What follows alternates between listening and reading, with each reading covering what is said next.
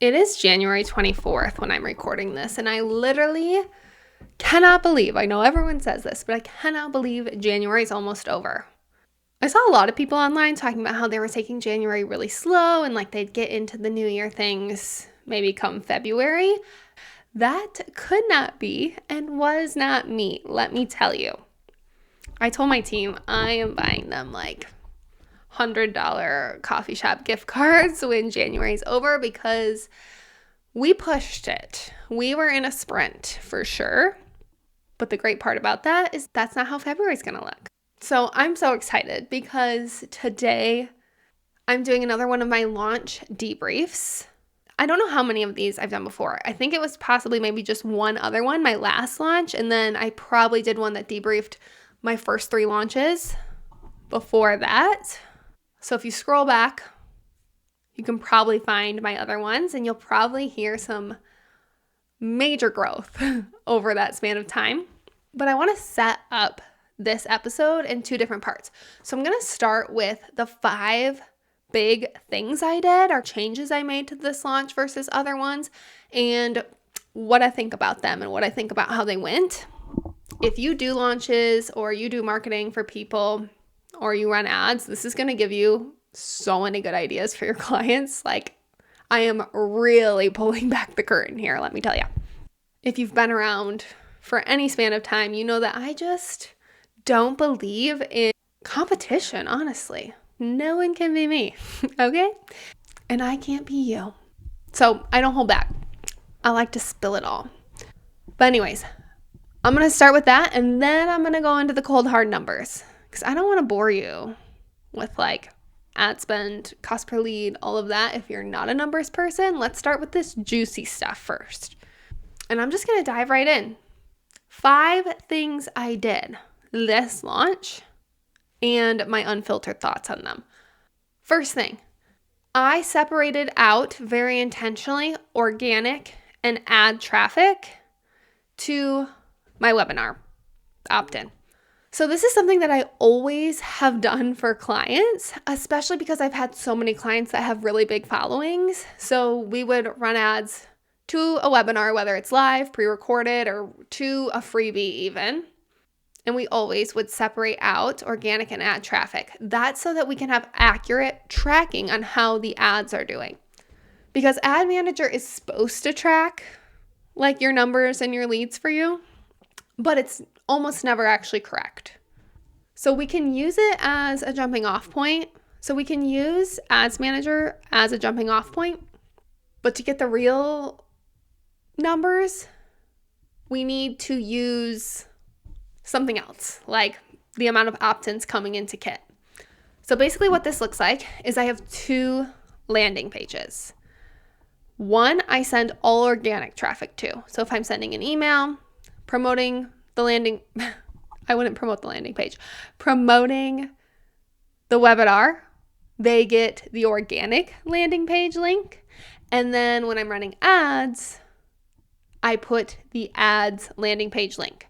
Each of those landing pages look exactly the same, but the forms on them are different. Like we've embedded different forms. So I have an organic form and an ads form.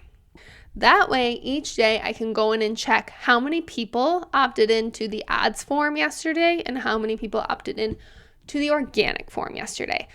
Like I said, I did this for clients all the time, but I never did it for myself because the extra work, I couldn't be bothered with the extra work at the time. The good news is I have people setting this up for me now, which is so fucking nice. Oh my gosh. Because it also means if I'm using ManyChat, I need 2 different ManyChat triggers. There's a lot of steps that goes into this. Also, I just did not have enough organic traffic to make it feel worth it to go through all these steps, right? Like I could pretty much bet that 90 to 95% of my leads were coming from ads.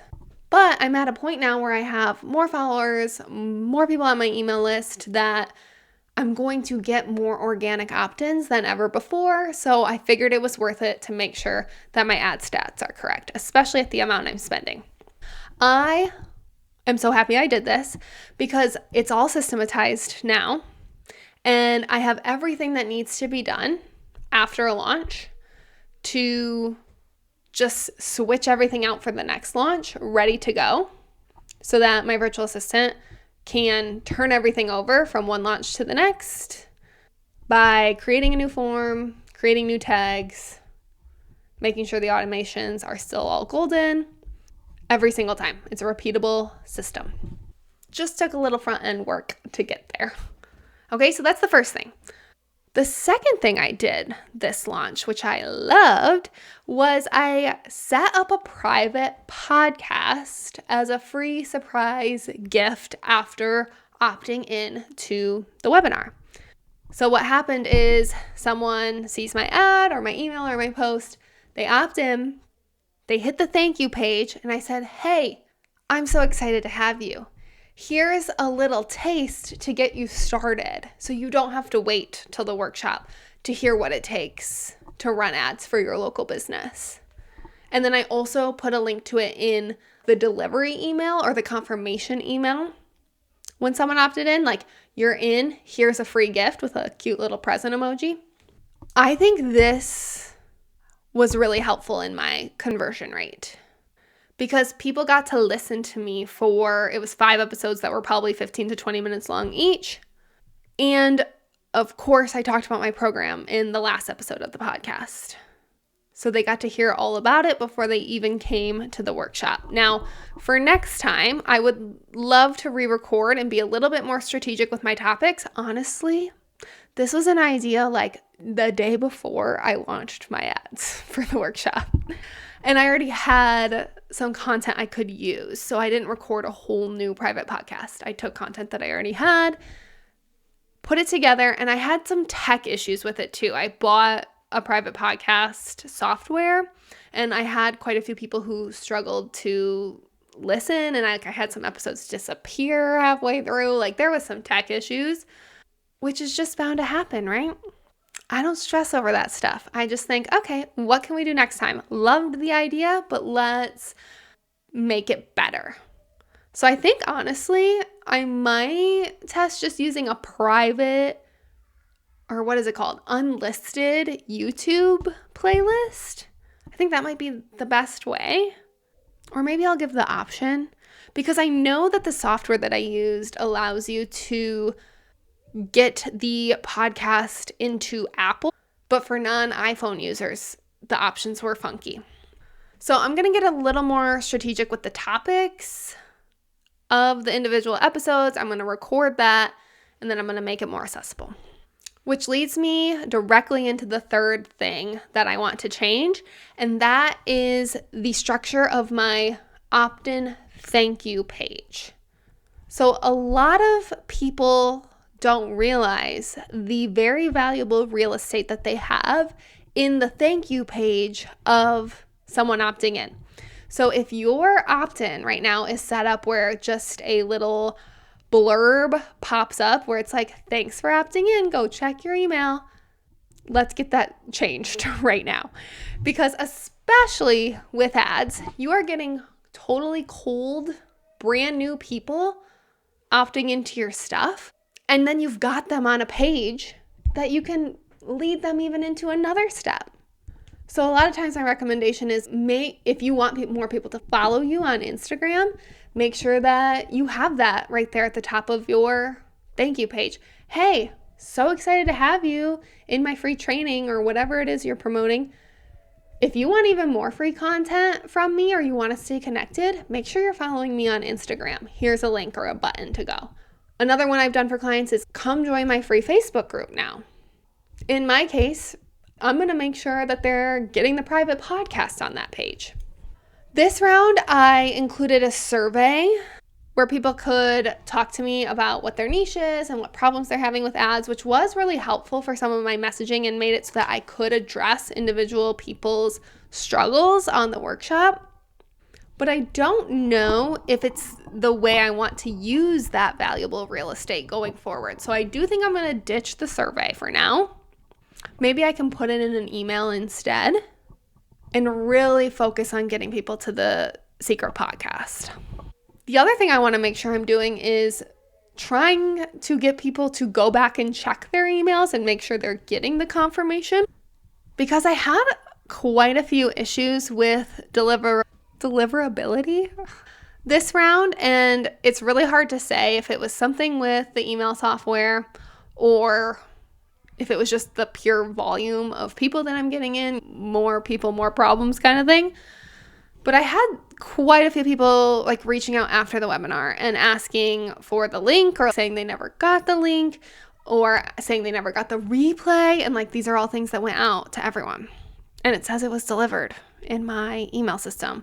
So something I'm considering, if you are a systems person or a marketing person, I'd be curious your thoughts on this. And I'm going to bring this to my team too soon. So if you're my team, this is me bringing it to you now. I'm actually considering on the thank you page saying, hey, here's a link to a secret podcast, but I actually have another gift for you. But you have to go back and find the email I just sent you and respond back to it. And if you respond back to it, I'll send you another gift. I don't know what that gift's going to be yet, but I do know that people responding to your emails is really good for deliverability and will make it so that my emails won't go to junk or spam or what have you. But I am a little nervous about the volume for my lovely, amazing virtual assistant who manages my inbox. I am thinking if we just have a template to respond back with, a link to whatever this magical, amazing free gift's going to be, it shouldn't be too bad. But I'm not 100% sold on this yet. But the more I'm talking about it right now, like I have it written in my launch debrief doc that I do every single time after a launch, and I wasn't sure about it, but now I'm talking through it right now, right here with you. And of course I'm like, yeah, we just gotta try it, see if it works. Pardon my French, but I am all about fuck around and find out. That's how I've gotten here. All right, moving on to thing number 4 that I did this launch and my thoughts about it. Sales calls.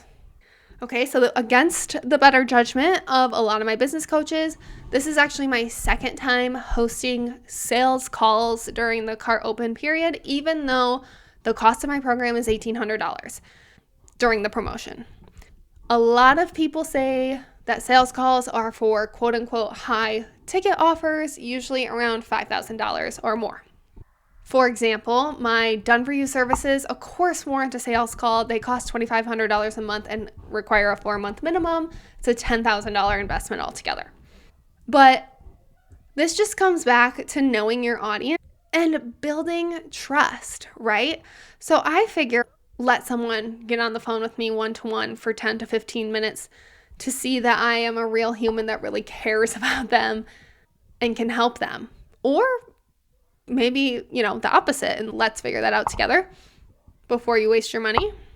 The only problem I'm bumping up against now is the volume of people and leads that I'm getting into my launches and the amount of time it would take me to sit down with every single person that wants to talk to me. So what I did is I opened up, I believe it was like 14 or 15 call spots for the day after the workshop. And then I offered up some more like the week later too. So those 14 spots that I opened up for the next day were taken before the webinar was even over. So anyone who couldn't come live did not get an opportunity to chat with me. And then I was on calls back to back, so on and so forth for a full day, which I actually did not mind. I love talking with my people. I love helping my people. I don't mind putting the time in to do that. It's just strategizing on the best way to do that going forward. I think that what's going to end up happening going forward is that I will still offer these calls, but I will not offer any until after the fast action bonus period is over, because that fast action bonus, I tell you, it's good. It's really good, and people really want it because it's so good. So everyone wanted to talk before that was over, which I totally understand. But I think what's going to have to happen is if you really want that, you got by without the call. We can talk through email and DM as much as you want, but I just am not going to be able to talk to everybody that wants to buy before that time. I ended up having 35 people buy the fast action bonus during the fast action bonus period this round. So imagine trying to fit in 35 or even more, because not every single person is going to convert into a sale, which is totally fine too, over a 2-day period. It's just not possible.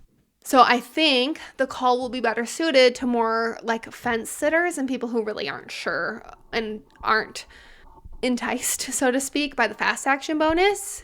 They really need more clarity. So I think that's where the direction of the sales calls is going. All right, last thing I did this launch that was different from any other launch is that I did not put an upsell on that thank you page I was talking about from the webinar opt-in. So every launch before this, I have actually sold something low ticket on that thank you page. Sometimes it's a mini course. It's been like a guide. It's been like a personalized audit. And I would do that for a couple of reasons. One, there was that same idea of the private podcast of it helps warm people up to me before the cart open period. 2, to recoup some ad spend before we even hit cart open period. And then 3, this is actually like a technical ads thing, but basically there's 2 different types of ads you can run during a launch warm up. You can run lead ads or you can run sales/purchase ads. And a lot of people believe, and actually I've witnessed in my own experience, that running those purchase ads gets you in front of a higher converting audience because it's just people. Facebook can just tell who's more in the buying mode, who is really ready to pay to solve this problem. And when you run purchase ads, you can target those people versus when you run lead ads, you might get a bit of a wider pool. But you really cannot run these sales or purchase ads unless you're actually selling something, because you got to sell something to tell Facebook if the ad is working or not. So that was the other reason I would run those. I would run the purchase ads with actually the goal being to get leads, but I would put this purchase on the back end for my purchase ads to be able to optimize. Like I said, an in the weeds ads techie thing, but a huge reason of doing it. So I decided to just not do that this time because I realized that it was really muddying the waters of my audience and their feelings around wanting to purchase something bigger. Because what happens is a lot of times someone will buy something low ticket because it's a no-brainer. They may consume the material, but also they may not. And then they get another offer put in front of them, hometown advantage, and they think to themselves, I didn't act on that $37 thing I bought yet, so I should probably not buy this till I do that, right? It's less about trusting me and more about having a self-trust issue. And I don't want to instill a self-trust issue in my potential buyers, okay? You shouldn't want to do that either.